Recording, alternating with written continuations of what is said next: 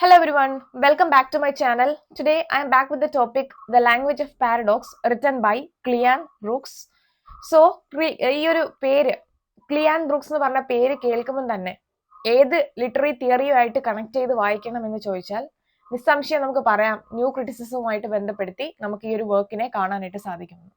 So ഈ ഒരു പ്രസന്റേഷനിൽ Cleanth Brookesന്റെ background അതുപോലെ ഈ ഒരു വർക്കിന്റെ ബാക്ക്ഗ്രൗണ്ട് ഡീറ്റെയിൽസും വർക്കിനെ ഡീറ്റെയിൽഡ് ആയിട്ട് തന്നെ അനലൈസ് ചെയ്യാനായിട്ടും ശ്രമിച്ചിട്ടുണ്ട്. സോ വീഡിയോ സ്കിപ്പ് ചെയ്യാതെ തന്നെ കാണുക. എൻ്റെ ചാനൽ ആദ്യമായിട്ട് കാണുന്നവരാണെങ്കിൽ ചാനൽ ഷെയർ ചെയ്യുക, ലൈക്ക് ചെയ്യുക, സബ്സ്ക്രൈബ് ചെയ്യുക, ഒപ്പം തന്നെ ബെല്ലൈക്കൺ പ്രസ് ചെയ്ത് നോട്ടിഫിക്കേഷൻസ് എനേബിൾഡ് ആക്കുക. സോ നമുക്ക് സമയം കളയാതെ തന്നെ ക്ലിയൻ ബ്രൂക്സിന്റെ പ്രൊഫൈലിലേക്ക് ഒന്ന് കിടക്കാം.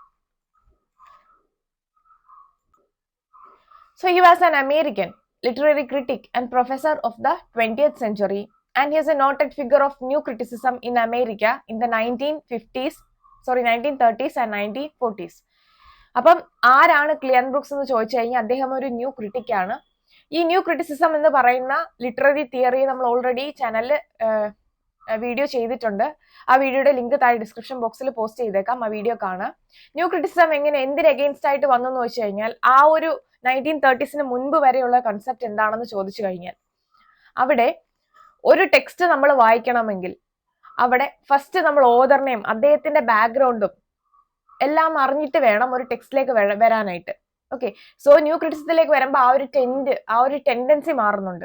അവരെന്താ ചെയ്യുന്നതെന്ന് വെച്ച് കഴിഞ്ഞാൽ അവർ ടെക്സ്റ്റിനെ ഡയറക്റ്റ് എടുത്ത് വെച്ച് അനലൈസ് ചെയ്യാണ് ചെയ്തത്. അവിടെ ഓതറിന്റെ ഇന്റൻഷനോ അല്ലെങ്കിൽ ഓതറിന്റെ ബാക്ക്ഗ്രൗണ്ടോ ഒന്നും തന്നെ ഇൻഫ്ലുവൻഷ്യൽ ആയിട്ടുള്ള ഫാക്ടർ അല്ല എന്ന് ന്യൂ ക്രിറ്റിസിസം പറയുന്നുണ്ട്. സോ ഈ ഒരു ന്യൂ ക്രിറ്റിസിസം തിയറിക്ക് കീഴിലുള്ള ടെക്സ്റ്റ് ആണ് ദ ലാംഗ്വേജ് ഓഫ് പാരഡോക്സ് എന്ന് പറയുന്നത്. സോ ലാംഗ്വേജ് ഓഫ് പാരഡോക്സ് എന്ന് പറയുന്നത് എന്താണെന്ന് ചോദിച്ചാൽ it is the language of poetry എന്നാണ് ക്ലിയൻ ബ്രൂക്സ് പറയുന്നത്. നമുക്ക് തിയറിയിലേക്ക് കടക്കാം, അതിനു മുൻപ് ബാക്ക്ഗ്രൗണ്ട് ഡീറ്റെയിൽസ് കണ്ടിന്യൂ ചെയ്യാം. Okay, so he is A leading member of the movement called Fugitives or Southern Agrarians. He was a co-founder and editor of their organ, the Southern Review, with Warren. Their poetic theory was derived from Eliot, I.A. Richards, Emerson and F.R. Lewis. So ഇവരെല്ലാം തന്നെ new critics ആണ്. Then R.S. Crane and Y.A. Winters have accused Brooks for his critical monoism. Very important ആയിട്ടുള്ള ഒരു point ആണ് ഇത്, ഓർത്തിരിക്കുക. അദ്ദേഹത്തിന്റെ critical മോണോയിസത്തിന് against ആയിട്ടാണ് ഇവർ പറഞ്ഞതെന്ന് ഓർത്തിരിക്കുക. Then Brooks discovers many devices including irony and paradox. He argues for the centrality of ambiguity and paradox as a way of understanding poetry.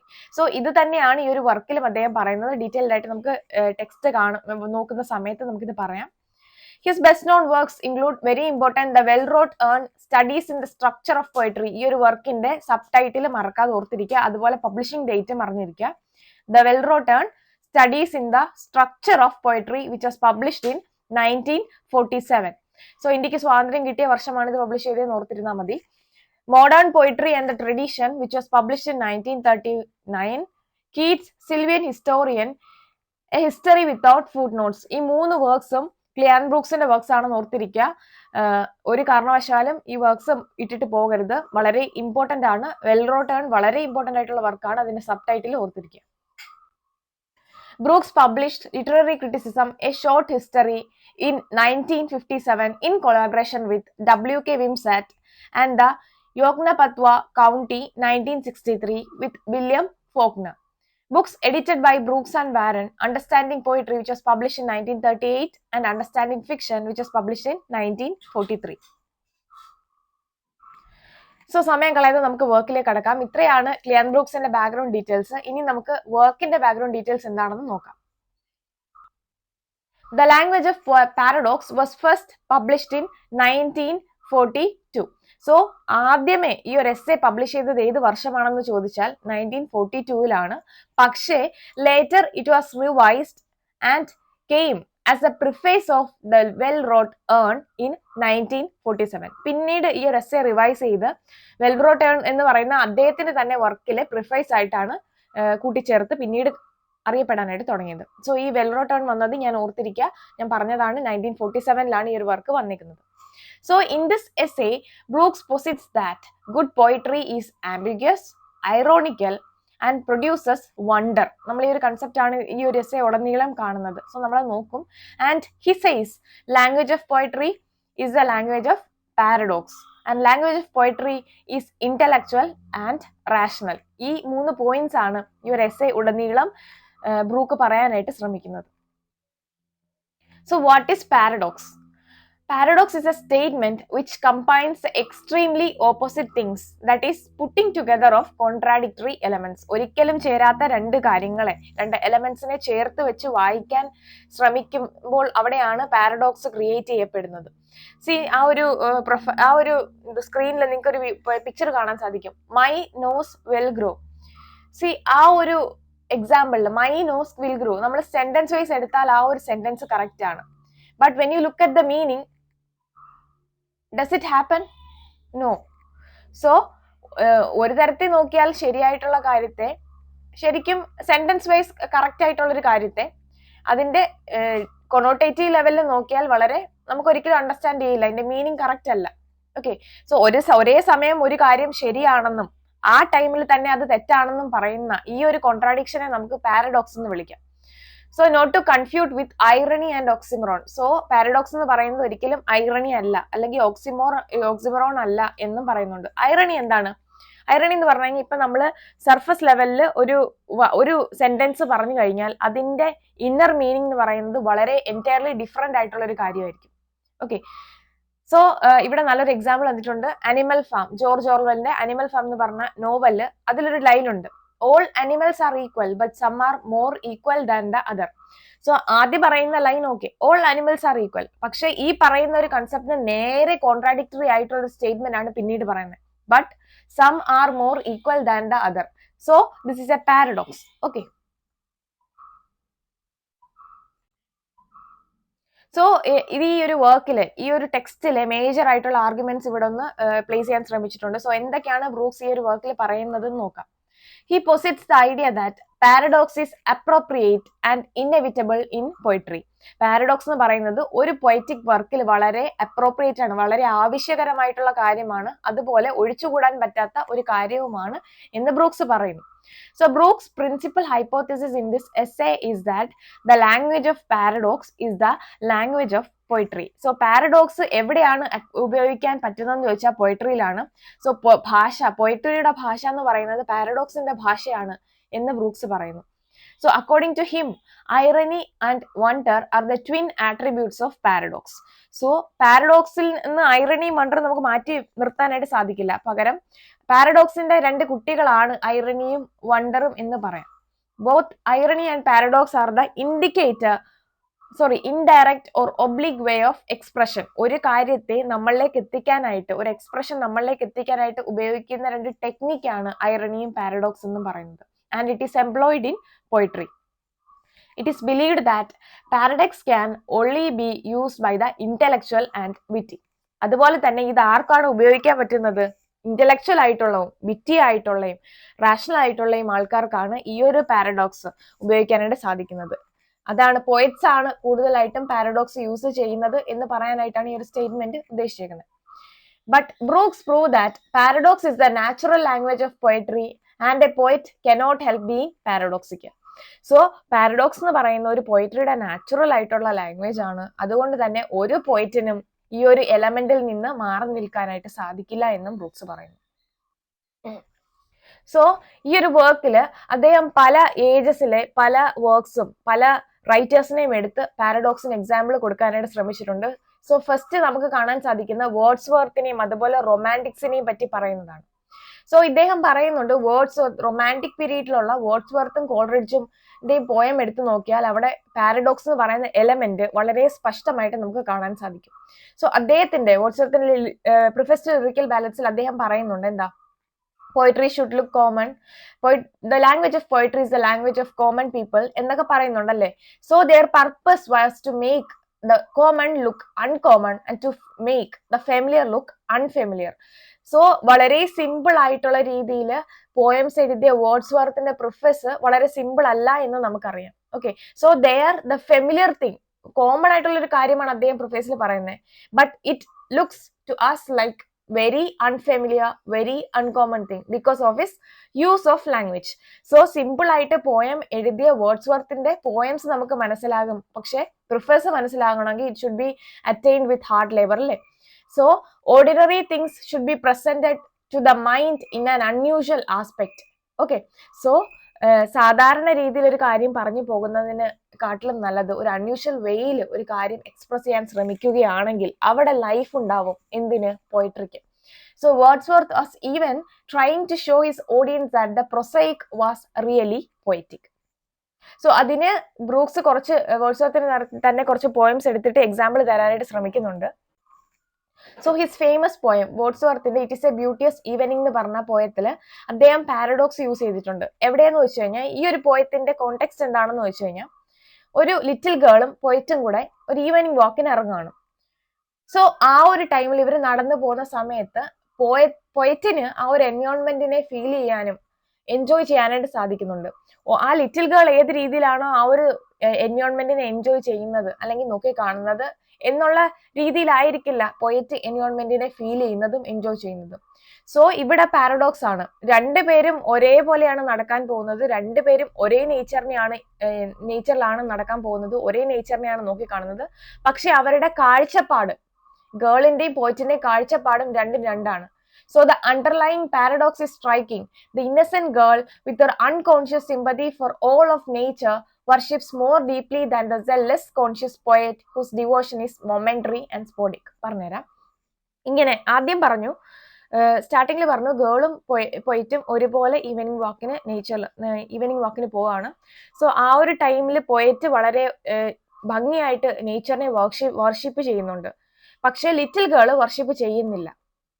Because she is very Innocent girl. അവൾക്ക് പ്രത്യേകിച്ച് പോയറ്റിന് ഉണ്ടാകുന്ന പോലുള്ള ഫീലിങ്സും കാര്യങ്ങളും ഒന്നും അവിടെ ഉണ്ടാവുന്നില്ല എന്ന് തുടക്കത്തിൽ പറയുന്നു. But when we come to the end of the poet says that ആ ഒരു പോയറ്റ് ആ ഒരു ടൈമിലാണ് നേച്ചറിനെ നോക്കിക്കാണുന്നത്. അതായത് ഇത്രയും ഒരു ദിവസം പല സമയം ഉണ്ടായിരുന്നു. സോ ആ സമയത്ത് ഈവനിങ്ങിൽ കുട്ടികളുടെ നടക്കാൻ പോകുമ്പോഴാണ് ആ നേച്ചറിന്റെ ബ്യൂട്ടിയും കാര്യങ്ങളും എല്ലാം പോയറ്റ് നോക്കുന്നത്. പക്ഷേ ഈ ഒരു പെൺകുട്ടിയെ സംബന്ധിച്ചിടത്തോളം അവൾ each and every moment she is enjoying nature. Each and every moment she is filled with glory. She is worshipping nature. So ഇവിടെ പോയറ്റ് മൊമെന്ററി ആണെങ്കിൽ the girl is filled with worship all the time and she is very sympathetic towards nature എന്നൊരു നോട്ടിൽ ഈ poem കൊണ്ട് എത്തിക്കുന്നു. So സ്റ്റാർട്ടിങ്ങിൽ എന്താണോ പറഞ്ഞത് അതിന് നേരെ ഓപ്പോസിറ്റ് ആയിട്ട്, നേരെ കോൺട്രാഡിക്ടറി ആയിട്ടുള്ള സ്റ്റേറ്റ്മെന്റിലാണ് ഈ ഒരു പോയം കൊണ്ടുവയ്ക്കുന്നത്. സോ ഇത് വേർഡ്സ്വർത്തിന്റെ പോയത്തില് പാരഡോക്സിന്റെ യൂസിന്റെ വളരെ നല്ലൊരു എക്സാമ്പിൾ ആണെന്നാണ് ബ്രൂക്ക് പറയുന്നത്. ഓക്കെ, ഐഡിയ ക്ലിയർ ആണെന്ന് വിശ്വസിക്കുന്നു. Then he takes another example. വേർഡ്സ്വർത്തിന്റെ തന്നെ കമ്പോസ്ഡ് അപ്പോൺ വെസ്റ്റ്മിനിസ്റ്റർ ബ്രിഡ്ജ് എന്ന് പറയുന്ന പോയം പിന്നീട് എടുക്കുന്നു. സോ അതിൽ ഐറോണിയുടെയും പാരഡോക്സിന്റെയും യൂസ് ഉണ്ടെന്ന് പറയുന്നുണ്ട്. The line silent bare ships towers domes theatres and temples lie open up to the field. So ഒരു ഫീൽഡിൽ ഇങ്ങനെയുള്ള കാര്യങ്ങളെല്ലാം തന്നെ കാണാനായിട്ട് സാധിക്കുന്നു. ഇവിടെ നേച്ചറിൽ ഉള്ള ഓരോ കാര്യങ്ങളെ സ്പെസിഫൈ ചെയ്ത് പറയുന്നുണ്ട്. Okay, so here the details are huddled together and we get a blurred picture. ഇവിടെ കറക്റ്റ് ആയിട്ട് ഒരു എന്താ പറയുക, കുറെ കാര്യങ്ങൾ ഇങ്ങനെ നിരത്തി വെച്ചിട്ടുണ്ട്. പക്ഷെ എന്താണ് പറയാൻ ഉദ്ദേശിക്കുന്നത് നമുക്ക് കിട്ടുന്നില്ല. പിന്നെ നോക്കിക്കേ, never did sun more beautifully sleep in his first splendour valley rock or hill. So ഈ ഒരു സീൻ എന്ന് പറയുന്നത് ലണ്ടൻ എന്ന് പറയുന്ന സിറ്റിയാണ് പറയുന്നത്. അതായത് സൂര്യൻ ഉദിച്ചു നിൽക്കുന്ന സമയത്ത് ഉള്ള കാര്യമല്ല പറയുന്നത്. പകരം നോക്കിക്കേ, മ്യൂർ ബ്യൂട്ടിഫുള്ളി സ്റ്റീപ്പ്, സൂര്യൻ അസ്തമിച്ചു തുടങ്ങുന്ന സമയത്ത് ലണ്ടൻ സിറ്റിയുടെ ഭംഗിയാണ് ഇവിടെ കാണിക്കാൻ ശ്രമിക്കുന്നത്. നമുക്കറിയാം ലണ്ടൻ എന്ന് പറയുന്നത് ഒരിക്കലും ഒരു നാച്ചുറൽ ആയിട്ടുള്ള ഒരു സിറ്റി അല്ല. സിറ്റി എന്ന് പറയുമ്പോൾ തന്നെ it is a man made one അല്ലെ. അറ്റ് ദ സെയിം ടൈം നേച്ചറിനെ ഇവിടെ കാണിക്കുന്നുണ്ട് അല്ലെ. Field upon the field, so bare ships towers domes theatres temples, ഇതെല്ലാം മാൻമെയ്ഡ് ആയിട്ടുള്ള കാര്യങ്ങളാണ്. സോ ബ്യൂട്ടി, സൺ എന്ന് പറയുന്നത് എന്താ, നാച്ചുറൽ ആയിട്ടുള്ള ഒന്നാണ്. സോ ഹിയർ എന്താ പറയുന്നത്, പോയറ്റ് നാച്ചുറൽ ആയിട്ടുള്ള ഒരു കാര്യവും അതുപോലെ മാൻമെയ്ഡ് ആയിട്ടുള്ള ഒരു കാര്യവും അതിന്റെ അറ്റ്മോസ്റ്റ് ബ്യൂട്ടിയിൽ തന്നെ നമ്മളിലേക്ക് എത്തിക്കാനായിട്ട് ശ്രമിക്കുന്നു. So what is the paradox here is that though London is a man made city and in many respect in opposition to nature, the speaker doesn't view London as a mechanic and an artificial landscape, but a natural one, the most precious thing of nature. അപ്പം ലണ്ടനെ ഒരിക്കലും ഇവിടെ ഒരു artificial man-made ആയിട്ടുള്ള thing ആയിട്ടല്ല കാണുന്നത്. പകരം sun എത്രത്തോളം beautiful ആണോ, സൺ എത്രത്തോളം ബ്രൈറ്റ് ആണോ, ഒരു സെറ്റിംഗ് സൺ എത്രത്തോളം ക്ലിയർ ആൻഡ് ക്ലെവർ ആണോ, ബ്യൂട്ടിഫുൾ ആണോ, ആ ഒരു അതേ ബ്യൂട്ടിയിൽ തന്നെയാണ് ലണ്ടൻ സിറ്റിയെ, ലണ്ടൻ ലാൻഡ്സ്കേപ്പിനെ ഇവിടെ കവി നമ്മുടെ മുന്നിൽ പ്രസന്റ് ചെയ്യുന്നത്. So it is N excellent use of irony and it's an excellent use of paradox എന്ന് പറയുന്നു. Okay. Then Wordsworth another line, the very house seems asleep. Dead എന്ന് പറയുന്നതിന് പകരം the very house seems asleep എന്ന് പറയുന്ന വാക്കുകൊണ്ട് poem ആ ഒരു കാവ്യത്തിന് പാരഡോക്സ് കൊടുത്തിരിക്കുന്നു. The charm of the lyric arises from this paradoxical situation. ആ ഒരു പോയത്തിന്റെ ചാമ്, ആ ഒരു ലിറിക്കിന്റെ ചാമ് ഈ ഒരു പാരഡോക്സിക്കൽ സിറ്റുവേഷനിലാണെന്ന് ബ്രൂക്സ് പറയുന്നു.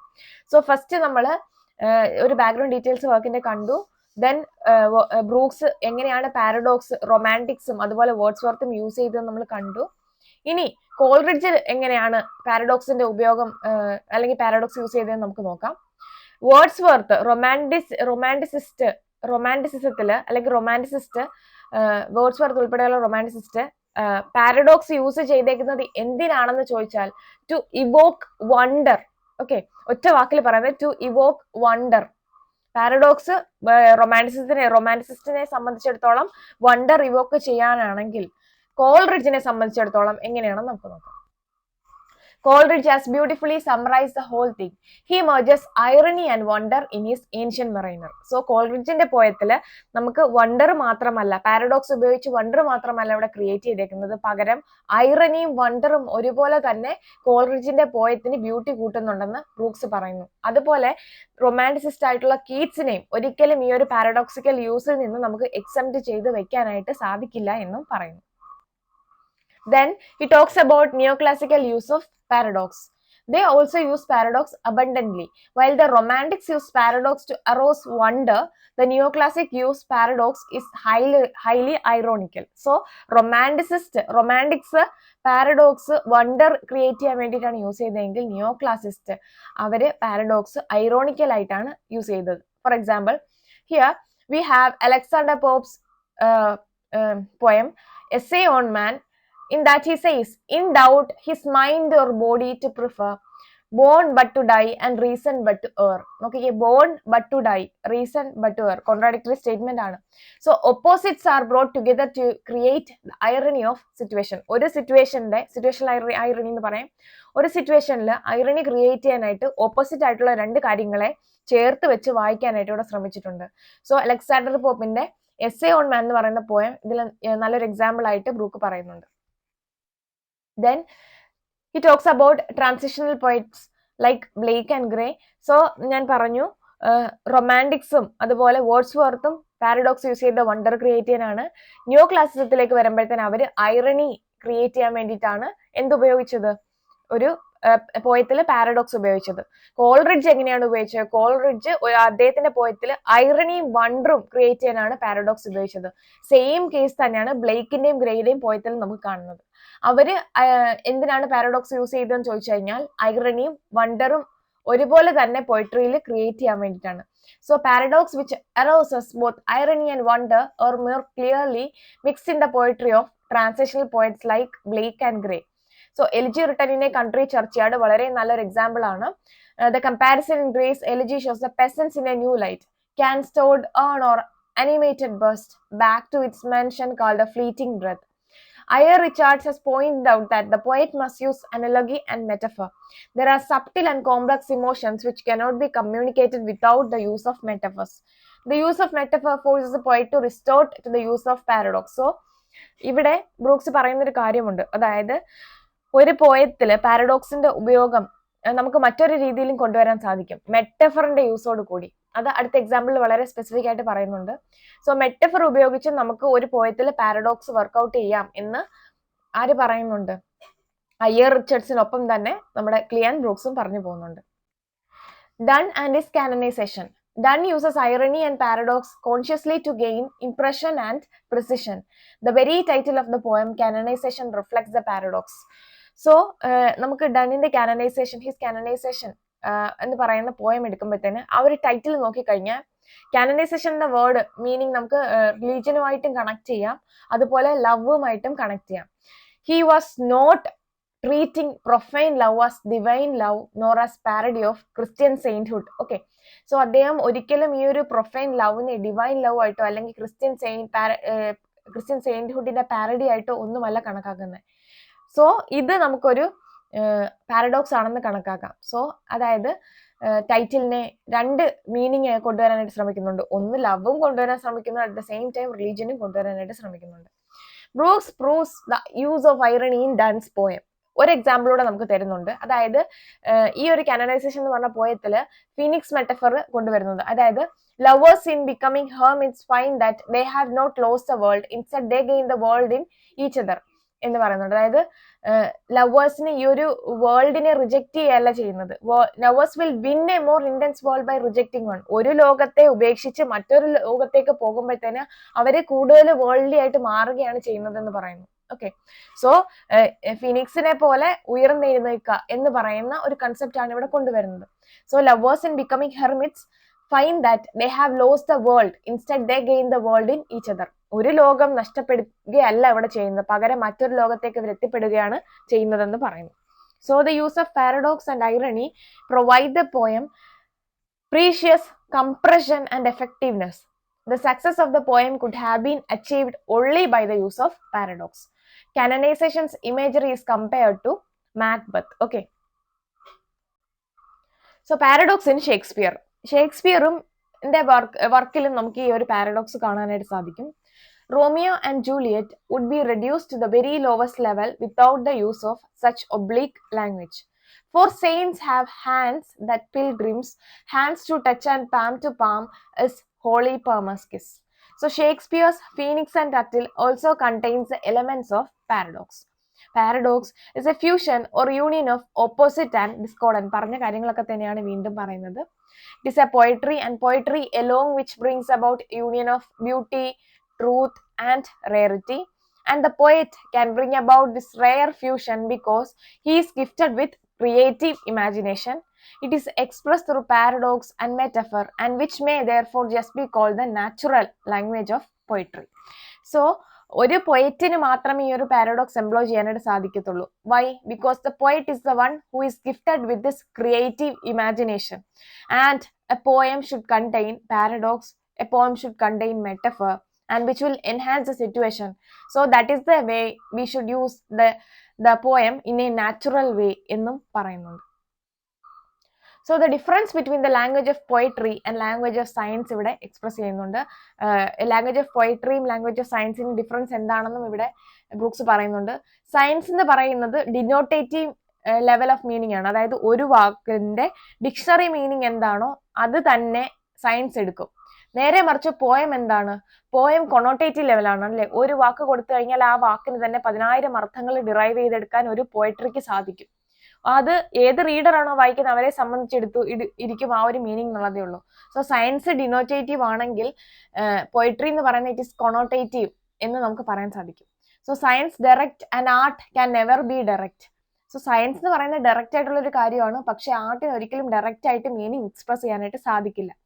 Paradox springs from poet's language where connotation has a great importance. Poet never uses notations which science uses. According to T.S. Eliot, paradox is a perpetual which cannot be kept out of the poem but can be controlled and directed.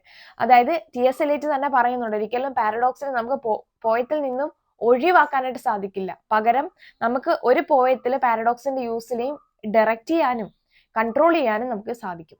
Science stabilises term, freezes them into strict denotations as the poet violate the dictionary meaning പറഞ്ഞതാണ്.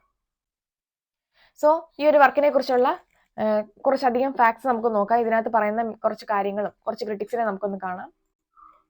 So Brooks made detailed study of the following works in the essay: Donne's canonization, then Pope's essay on man, then Wordsworth composed upon Westminster Bridge, then It is a Beauteous Evening.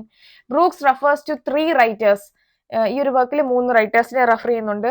Number 1 T.S. Eliot, number 2 I.A. Richards, number 3 S.T. Coleridge. പിന്നെ Wordsworth Immortality Ode is compared to Tears, Idle Tears. Then Canonization Imagery is compared to Macbeth. So ഈ ഒരു വർക്കിൽ ചോദിക്കാൻ സാധ്യതയുള്ള കുറച്ച് questions ആയിട്ട് വരാൻ സാധ്യതയുള്ള കാര്യങ്ങളാണ് ഈ ഒരു സ്ലൈഡിൽ ഇൻക്ലൂഡ് ചെയ്യാൻ ശ്രമിച്ചേക്കുന്നത്. Then R.S. Crane criticism about Brookes is that the theory of paradox as using Brookes' definition of poetry, the most powerful paradoxical poem in modern history is equal to MC square in his essay The Critical Monotheism of Cleanth Brookes. അപ്പം R.S. Crane അദ്ദേഹത്തിന്റെ ബ്രൂക്സിന്റെ critical മോണോതിയസത്തിനെ അദ്ദേഹം കളിയാക്കുന്നുണ്ട്, അല്ലെങ്കിൽ അതിന് against ആയിട്ട് ഇദ്ദേഹം പറയുന്നുണ്ട്. While irony functions with the poem, paradox often refers to meaning and structure of the poem and is thus inclusive of irony. So ഒരു പാരഡോക്സിൽ ഒരു പോയത്തിന്റെ പാരഡോക്സിൽ നമുക്ക് ഐറണിയും കാണാനായിട്ട് സാധിക്കുമെന്ന് പറയുന്നുണ്ട്. In his essay The Critical Monotheism of Cleanth Brookes, R.S. Crane argues strongly against Brookes' centrality of paradox. അപ്പം ഒരു പോയത്തില് paradox ഉണ്ടാവണം, അല്ലെങ്കിൽ പാരഡോക്സിന് സെന്റർ ആയിട്ട് കാണുന്ന ആ ഒരു ഐഡിയയെ, പാരഡോക്സ് മാത്രമല്ല ഒരു പോയത്തിനെ ക്രിയേറ്റീവ് ഇമാജിനേഷനിൽ, അല്ലെങ്കിൽ ഒരു പോയറ്റിന്റെ ക്രിയേറ്റീവ് ഇമാജിനേഷനിൽ ഇൻക്ലൂഡ് ചെയ്യേണ്ട കാര്യം, പകരം വേറെ പലതും ഉണ്ട് എന്ന് ക്രെയിൻ പറയാനായിട്ട് ഉദ്ദേശിച്ചു. സോ ഈ ഒരു ബ്രൂക്കിന്റെ ഒരു തിയറി, അല്ലെങ്കിൽ ബ്രൂക്കിന്റെ ഈ ഒരു കൺസെപ്റ്റിനെ മാത്രം എഗെയിൻസ്റ്റ് ആയിട്ട് പറയാനായിട്ട് ശ്രമിച്ചിട്ടുണ്ട്. Then, although paradox and irony as new critical tools for reading poetry are often conflated, they are independent poetic devices. So, irony for Brookes is the obvious warping of a statement by the context, whereas paradox is later glosed as a special kind of qualification which involves the resolution of opposite. Paradox, however, is essential to the structure and being of the poem. In the language of paradox, Brookes shows that paradox was essential to poetic meaning, that paradox was almost identical to poetry. According to fellow new critic Larry Saleh, Brookes' use of paradox emphasized the indeterminate lies between form and context. The form of the poem uniquely embodies its meaning, and the language of the poem affects the reconciliation of opposites or contraries. So this is said by Brookes. While irony functions with the poem, paradox often refers to meaning and structure of the poem and is thus inclusive of irony. ഇതൊക്കെ പറഞ്ഞ കാര്യങ്ങൾ തന്നെയാണ്. So in conclusion, we can say that the true function of literary criticism is first to understand and then to analyze the organic nature of poetry. In his opinion, words, vivid images, rhyme, rhythm, meter, thought, context themselves in the making of poem. According to him, paradox is the hard, bright and witty discourse of sophistry, not that of soul, which is mainly emotive. So ഇത്രയും കാര്യങ്ങളാണ് ഈ ഒരു എസ്സേയിൽ പറയാനായിട്ട് ഉദ്ദേശിച്ചത്. വളരെ detailed ആയിട്ട് തന്നെ ഈ ഒരു വർക്കിന്റെ പ്രസന്റേഷൻ കൊടുക്കാനായിട്ട് ശ്രമിച്ചിട്ടുണ്ട്. പിന്നെ പറയാനുള്ളൊരു കാര്യം, ബ്രൂക്സിന്റെ സ്പെല്ലിംഗ് പ്രസന്റേഷനിൽ ചെറിയൊരു മിസ്റ്റേക്ക് വന്നിട്ടുണ്ട്, എനിക്ക് എഡിറ്റ് ചെയ്യാൻ പറ്റിയില്ല. സോ കറക്റ്റ് ചെയ്യണം. BROOKES ആണ് ബ്രൂക്സിന്റെ സ്പെല്ലിംഗ്. സോ ഇനിയും തുടർന്ന് ലിറ്റററി തിയറി ബന്ധപ്പെട്ട ക്ലാസ്സുകൾ ഒക്കെ കിട്ടാനായിട്ട് എൻ്റെ ചാനൽ സബ്സ്ക്രൈബ് ചെയ്യുക, ബെല്ലൈക്കൺ പ്രസ് ചെയ്ത് നോട്ടിഫിക്കേഷൻസ് എനേബിൾഡ് ആക്കുക. Thank you.